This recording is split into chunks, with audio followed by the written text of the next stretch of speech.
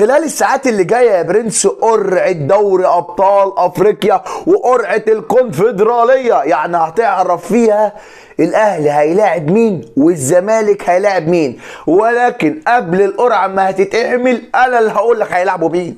معاك يا باشا ملك التوقعات، معاك يا باشا اللي عمري ما توقعت حاجه وطلعت صح بس لا المره دي اتوقع صح، المره دي هتوقع صح يا برنس. بس تركز معايا وصلي على سيدنا محمد واعمل اللايك بتاعك، مهم جدا جدا جدا. ولو انت مش متابعنا تابعنا يا برنس بعد اذنك عشان يوصل لك كل جديد كده، عشان انت صاحبي واخويا يا برنس. ها بص بقى، احنا دلوقتي في شهر رمضان، احنا ايه في شهر رمضان، فانت تبص على مصلحة الفريق سواء اهلي او زمالك.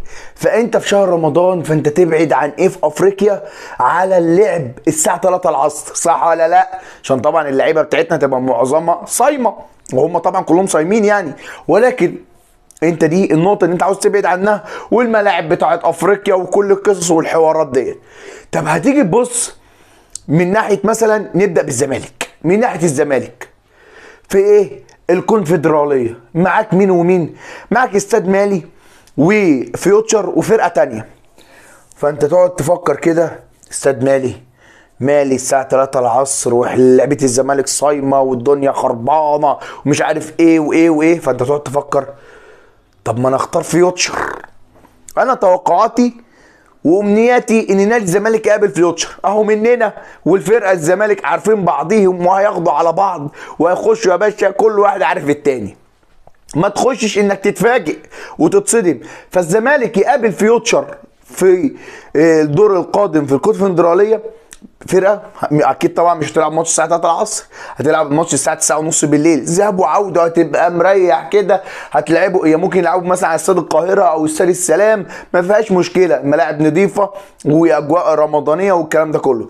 طب لو الزمالك لعب اللاعب باستاد مالي الساعه 3 العصر، طبعا اي فرقه في افريقيا بتستضاف الساعه 3 العصر وملاعبهم زي الزفت طبعا زي ما كلنا عارفين. فانا توقعاتي وامنياتي ان نادي الزمالك يقابل مين؟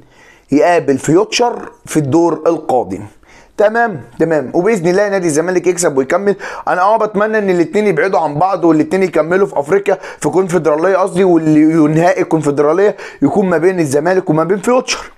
ولكن انا بتكلم في قصه ان نادي الزمالك صاحب الجماهيريه الاكبر طبعا يا برنس يبعد سكته عن قصه الفرق ديت. تمام، دي توقعاتي ان نادي الزمالك ممكن يقابل فيوتشر، او توقعاتي يعني عشان طبعا انا ايه، ونتقابل بعد القرعه نتقابل ان نادي الزمالك يقابل فيوتشر. تمام. اما النادي الاهلي بقى وقصه الاهلي في افريقيا عشان احنا من بداية الصعود وانا مش متفائل. يعني انا متعود انا كهلاوي اللي انا اصعد من المجموعات بسيناريو صعب كده وفي دراما رمضانية اللي انت تصعد، فاهم؟ انت تكون خلاص انت خارج فانت تصعد. انا متعود كده اللي انا اصعد كده بسهولة واصعد اول المجموعة، فانا دي مش متعود عليها فاهم؟ فالاهلي صعد اول المجموعة. عندنا مالي قصدي مالي مين؟ سيمبا التنزاني ومازيمبي والترجي، الثلاثه دول.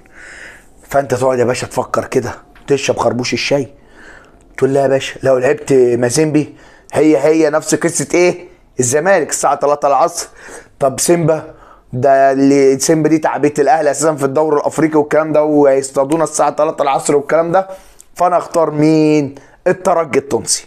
فانا توقعاتي ان الاهلي هيقابل الترجي في دور القادم في دوري ابطال افريقيا ربع نهائي. فانا ده اللي نفسي ليه بقى؟ ان الترجي يا باشا واخدين على الترجي، مش هنلعب الساعه 3 العصر، هنلعب بالليل، وهنا في مصر برضو بالليل. فهي دي الاجواء، يعني هي دي النقطه اللي باصص لها. وخلي بالك التفاصيل الصغيره ديت مهمه جدا، التفاصيل الصغيره دي اللي انت مثلا مش واخد بالك من، لا يا باشا التفاصيل دي مهمه جدا. ان موضوع الساعه 3 العصر وموضوع ان الملاعب مش حلوه والكلام ده كله، فدي بتفرق مع الفرق الكبيره، وبالذات احنا في شهر رمضان. فانت عاوز تبعد عن كل الحالات وكل المشاكل بتاعه موضوع الصيام والكلام ده كله، فانت عاوز تلعب بالليل فاللعيبه تبقى فايقه، اللعيبه واكله كويس، كل الكلام ده كله.